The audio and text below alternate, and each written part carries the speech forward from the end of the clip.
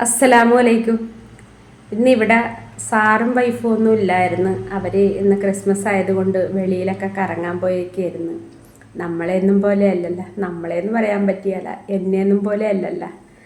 ഞാൻ കെട്ടിയിട്ട കുറ്റി കിടന്നിങ്ങനെ വട്ടം ചുറ്റും പോലെ കുറ്റിയിൽ കിടന്നിങ്ങനെ കറങ്ങിക്കൊണ്ടിരിക്കുകയാണ്. ആ ഒരു മുഴം കയറും ആ കുറ്റിയുടെ ചോട്ടിൽ കിടന്നിങ്ങനെ കറങ്ങിക്കൊണ്ടിരിക്കണേണ്. അപ്പം അവർ വെളിയിൽ പോയിട്ട് ഒരു 2-2:30 പോയതാണ്.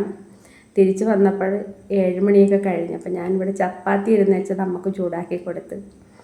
അപ്പം എനിക്ക് ചോറ് കഴിക്കാൻ തോന്നിയില്ല. ഞാനെന്ത് ചെയ്ത്, മറ്റേ ഞങ്ങളുടെ നാട്ടിൽ ചീമക്കപ്പ എന്നാണ് ഇതിന് പറയണത്. ചീമക്കപ്പ, മധുരക്കിഴങ്ങെന്നും പറയും. അപ്പം ഇത് ഞാൻ വാങ്ങിയായിരുന്നു. കഴിഞ്ഞ ദിവസം കപ്പ വാങ്ങിയതിൻ്റെ കൂട്ടത്തിൽ വാങ്ങിയതാണ്.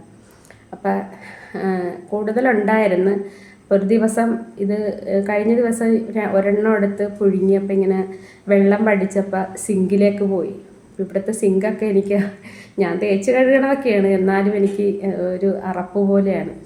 അപ്പോൾ അതുകൊണ്ട് ഞാനത് എടുത്തില്ല. ഞാൻ അങ്ങനെ തന്നെ പറക്കി പുറത്തേക്ക് കളഞ്ഞ്. പിന്നെ 1-2 ചെറിയ കഷ്ണം കിട്ടി. എനിക്കിത് ഭയങ്കര ഇഷ്ടമാണ്, മധുരക്കപ്പ ഭയങ്കര ഇഷ്ടമാണ്. അപ്പം ഞാനത് ഇപ്പം പുഴുങ്ങി ചായ ആയിട്ട് കുടിക്കാമെന്ന് ഓർത്ത് കട്ടൻ ചായ തിളപ്പിച്ച് വെച്ചിട്ടുണ്ട്. മധുരക്കപ്പയെ പുഴുങ്ങി വെച്ചിട്ടുണ്ട്. അപ്പം കഴിക്കാൻ പോവുകയാണ്.